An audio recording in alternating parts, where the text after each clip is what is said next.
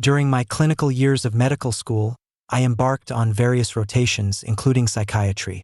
Wednesday nights often meant staying until midnight for new admissions, and on one such night, my classmate and I were tasked with interviewing a new patient in the ward that admits the most dangerous individuals.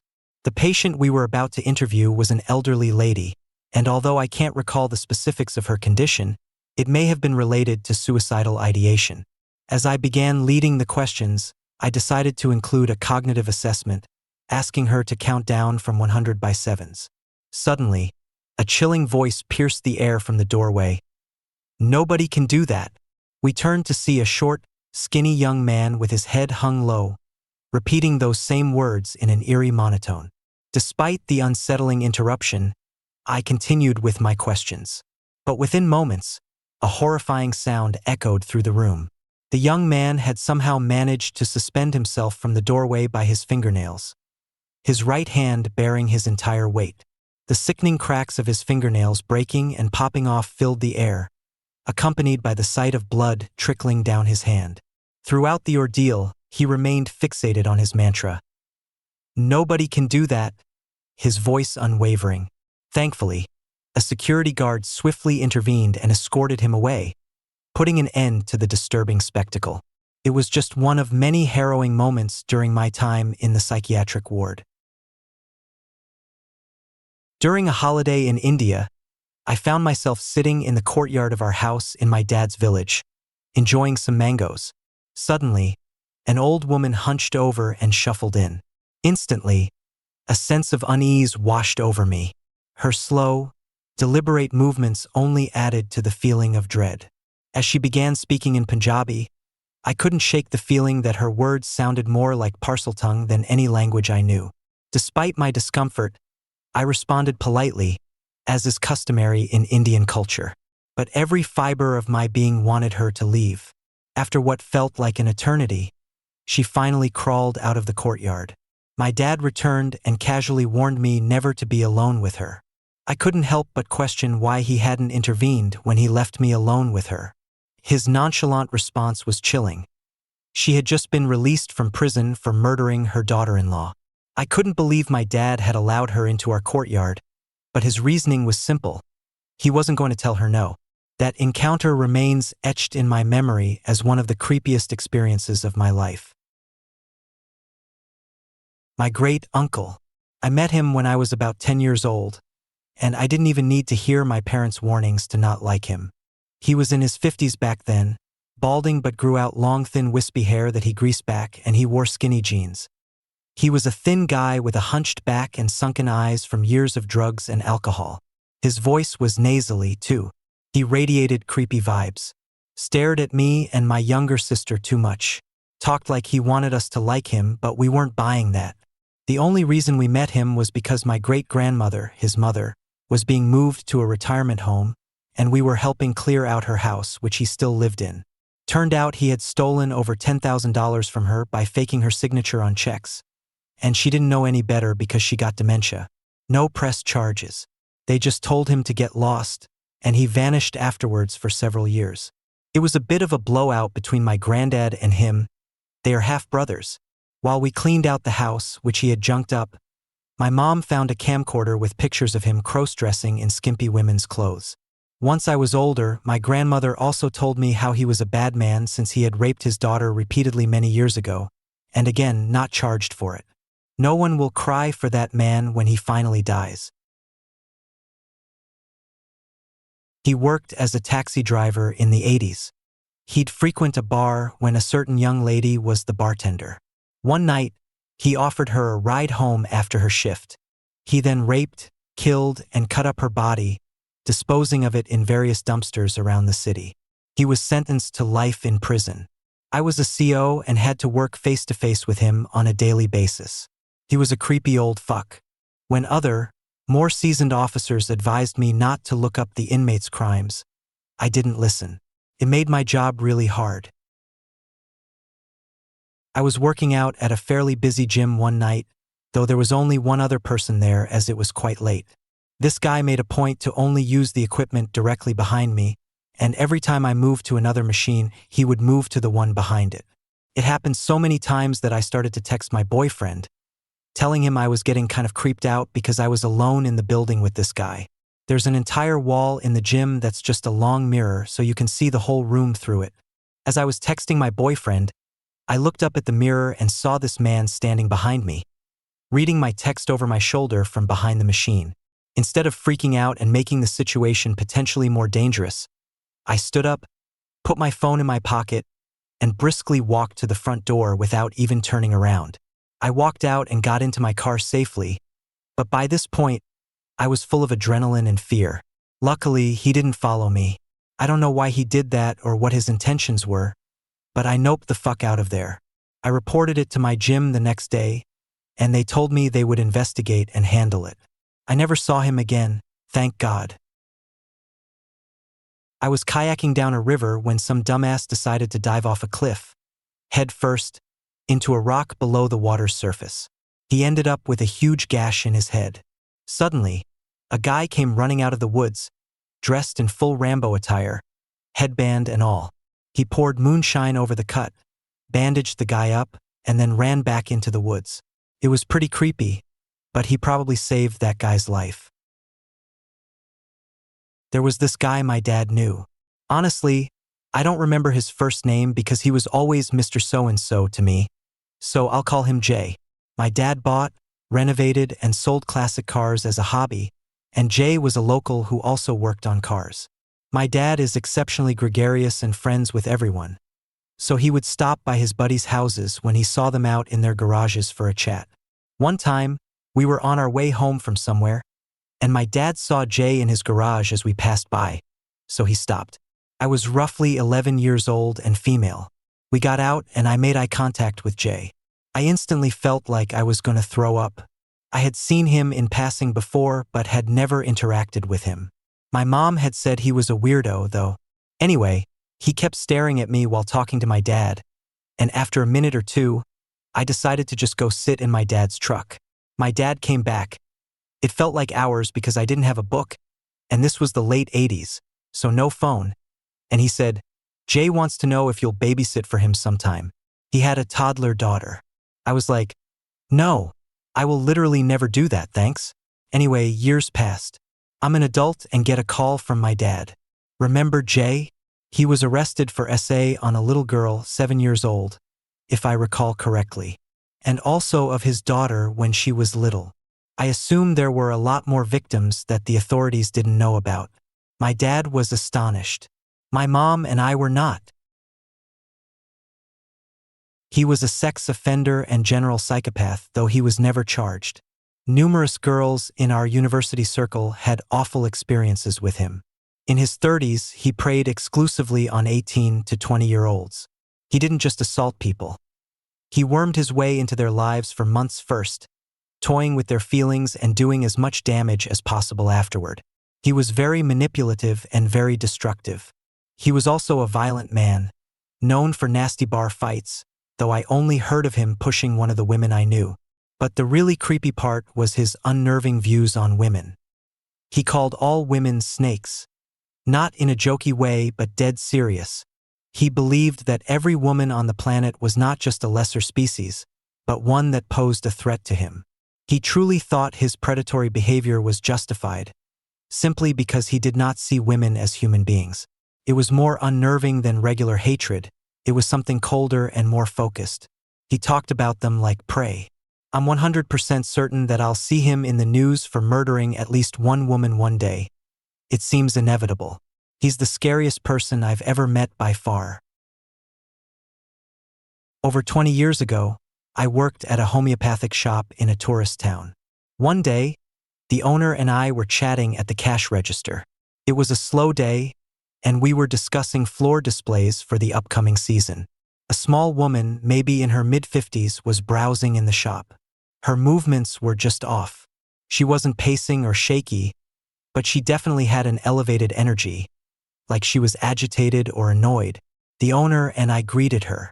She came straight towards us, looking pissed. She directed her anger at the owner, asking odd questions like why there was no gift wrap service offered and why the jewelry was out and not in locked display cases. She was all over the map, with no rhyme or reason to her questions. I thought she was eccentric or off her meds or something. The owner grew tense and started to look very nervous.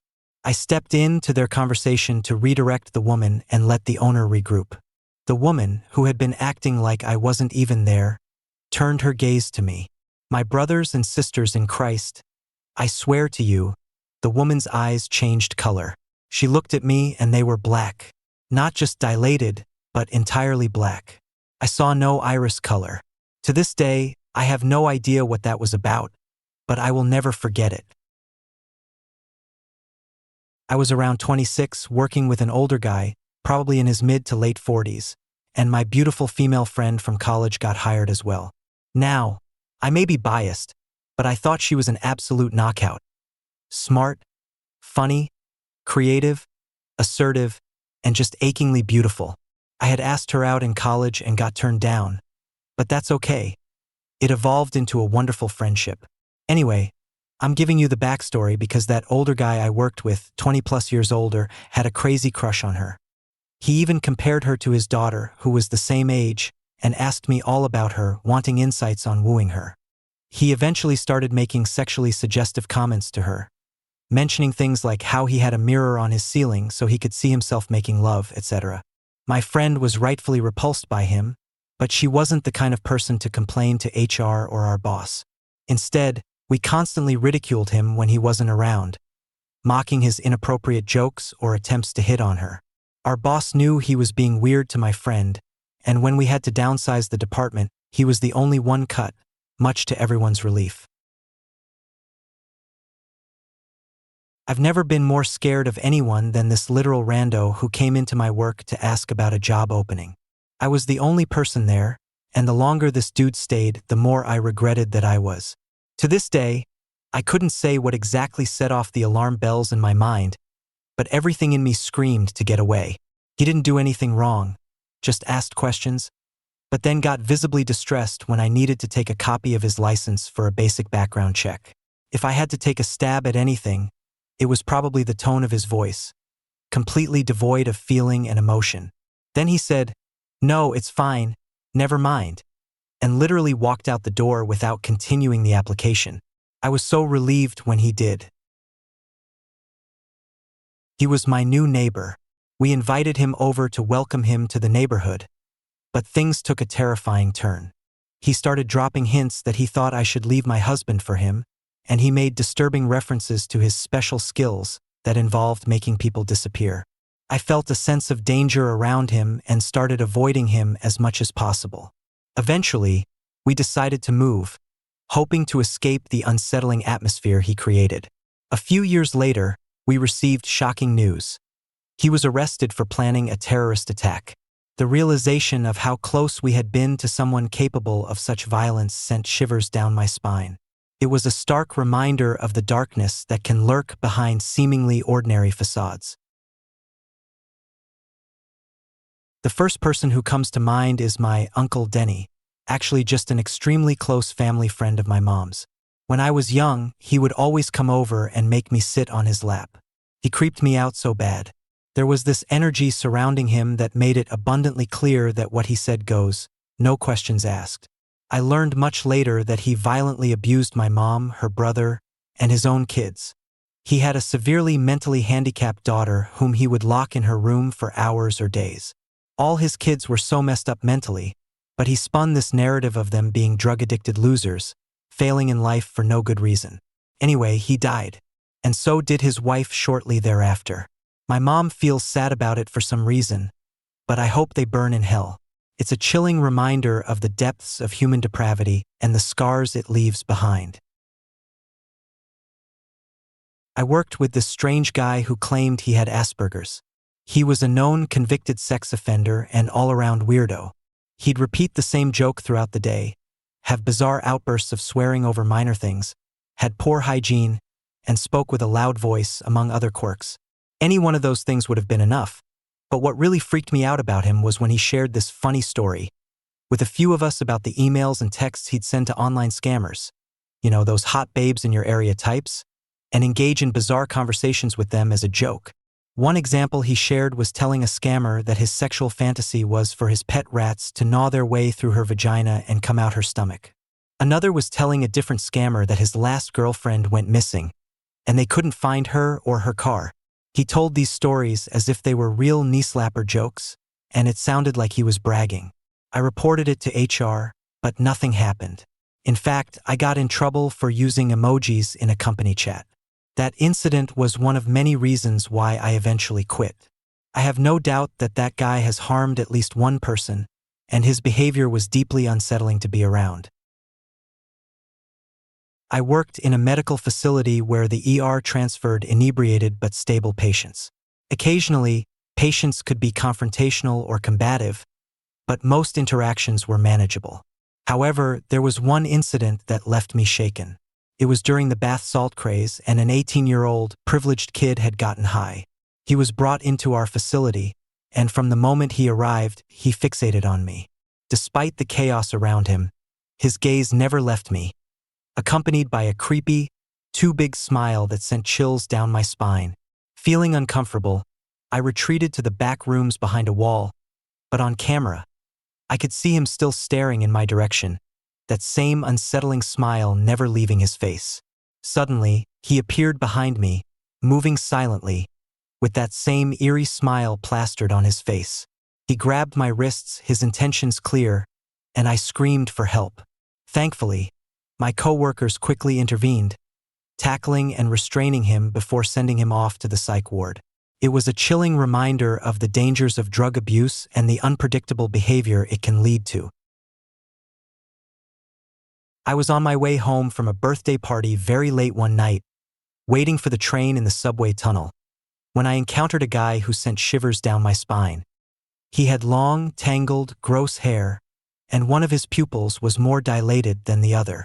Despite being very tall, he walked with a crooked back.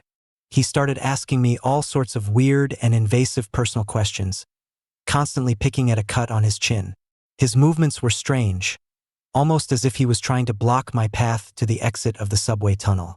To make matters worse, he repeatedly told me that I should have his babies, which sent chills down my spine. Then, he tried to offer me what he claimed was NyQuil, but it was very obviously not NyQuil. He insisted that I take it, saying it was good for my health and would help me find what I was looking for. The whole experience was incredibly freaky and unsettling, especially since we were alone in the tunnel with nobody else around.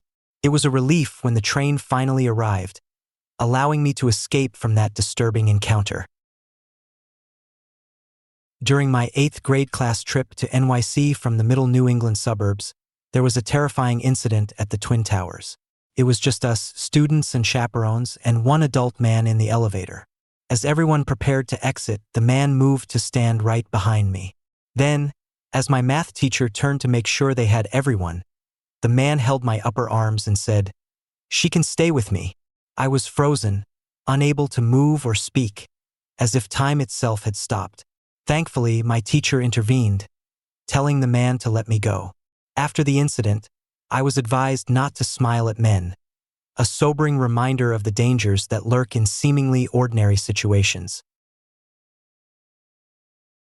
There was this one old woman who subbed my class in 6th grade, and she left a lasting impression on all of us. She looked like she just crawled out of a nursing home morgue, never once getting up from her seat at the desk. She simply told everyone to sit down, took attendance, and then declared it free study time before staring at the wall with her mouth slightly open. Her eyes seemed lifeless, and if it weren't for the occasional cough, we might have thought she was actually dead. Even as I passed by the classroom on my way out of school, long after everyone had left, she remained in the same position. We never saw her again, but the memory of her presence still sends shivers down my spine. During my retail days, there was this girl I worked with who gave off major creepy vibes for a couple of reasons. Firstly, she had absolutely no sense of boundaries. It didn't matter if you were in the middle of a conversation or not. She would always stand way too close and make everything uncomfortably sexual. Secondly, she had this unnerving habit of staring wide-eyed at everyone, which was only amplified by the fact that she had one slightly lazy eye. It made her gaze feel simultaneously intense and completely detached from reality. But what made her truly disturbing was her behavior as a person. She was constantly lying and would even go as far as trying to get people fired by spreading false rumors. She would attempt to seduce everyone's boyfriends, regardless of their relationship status. The most alarming incidents were when she exposed herself to underage coworkers and made jokes about suicide to colleagues struggling with depression. Her actions made it clear that she was a train wreck of a person, and it was a relief to no longer have to work with her. Back in 2014 or 2015, while playing World of Warcraft with my ex-girlfriend, she encountered a player who became dangerously obsessed with her. Things took a disturbing turn when he learned she was dating me and subsequently tracked down our personal information. This individual, whom she had only known for a brief period, managed to find her Facebook profile by matching her in-game name to her URL. From there, he discovered my Facebook and began sending me messages in-game containing my real name and other personal details accompanied by vague threats.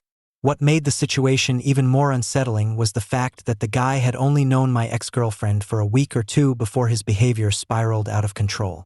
Despite reporting him to Blizzard, the game developer claimed there was nothing they could do about it, even in the face of doxing and threats.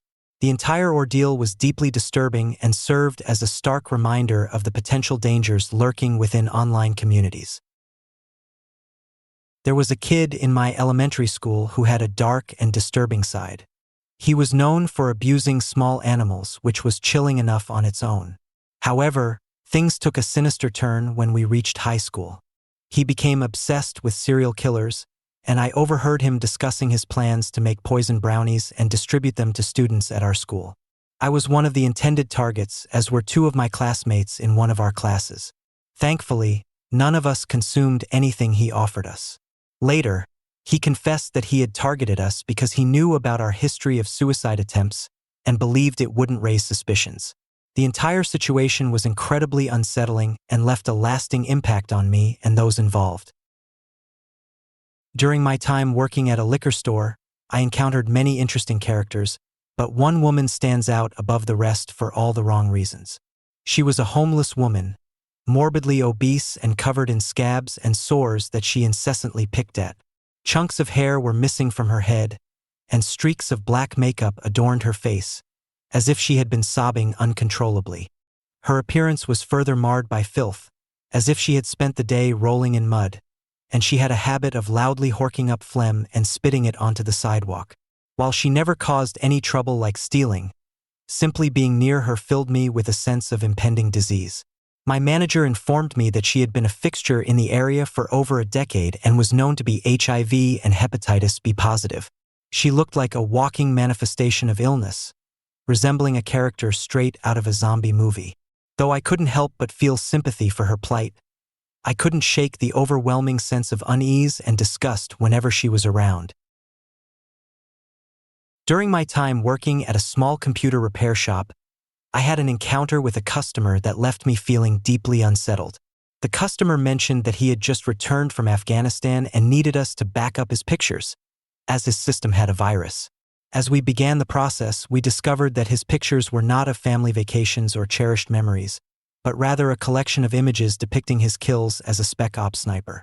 At the pickup, he proceeded to regale us with stories of each kill, sharing gruesome details that made my skin crawl. It became apparent that he was only a few kills away from achieving a level of creepiness reminiscent of those who collect grisly trophies. The entire encounter left me feeling profoundly disturbed. There was a guy I went to high school with named Vern, and he was arguably the most despised kid in our school. With his cold, beady eyes, long blonde hair, and a stooped walk, he gave off an unsettling vibe reminiscent of an evil version of Shaggy from Scooby-Doo. Despite the relentless bullying he faced, I couldn't shake the feeling of sympathy for him. During senior year, as a new student myself due to being an army kid, I decided to extend an olive branch and say hello to him in class one day. Little did I know it would be a decision I'd come to regret. After that brief interaction, Vern began to latch on to me, following me everywhere and even spreading rumors that I was his girlfriend, much to the surprise of my actual boyfriend at the time. Things took a darker turn when Vern learned that my boyfriend worked at a restaurant. He waited for him outside in the dark one night, armed with a knife, intending to do him harm. Thankfully, my boyfriend emerged unscathed, but the incident left us shaken. Despite the police being called, Vern was never charged due to his mental illness. Tragically, I later heard that he took his own life a few years later, leaving behind a legacy of pain and fear. I remember that DragonCon trip with my little sister vividly, a mix of good memories and one unsettling encounter. We were enjoying a game in the early hours, back when the game room was still in the Hilton. It must have been Thursday or early Friday, and we were among the few let in because of our early badges. As we played, an older guy with a cane approached and sat down. My instincts immediately went on high alert. He engaged us in conversation, asking where we were from and making small talk. When her husband stepped away for a moment, leaving just me and my little sister, the guy's demeanor took a creepy turn. He started suggesting that they could stay at his house next year for free, conveniently located near Peachtree Center. But I sensed something off about him. So, when he briefly stepped away again, I urged my little sister to ask him what he did for a living, knowing the answer myself. When he returned, she asked the question, and his response confirmed my suspicions. Fetish films. It sent shivers down my spine. After some more uncomfortable small talk, he moved on, leaving us feeling relieved but also disturbed by the encounter. Looking back, it's hard to say how I knew something was off about him. Maybe it was intuition, or maybe it's just that being from New Jersey gives you a keen sense for identifying sleaze. Either way, it was a moment I won't forget.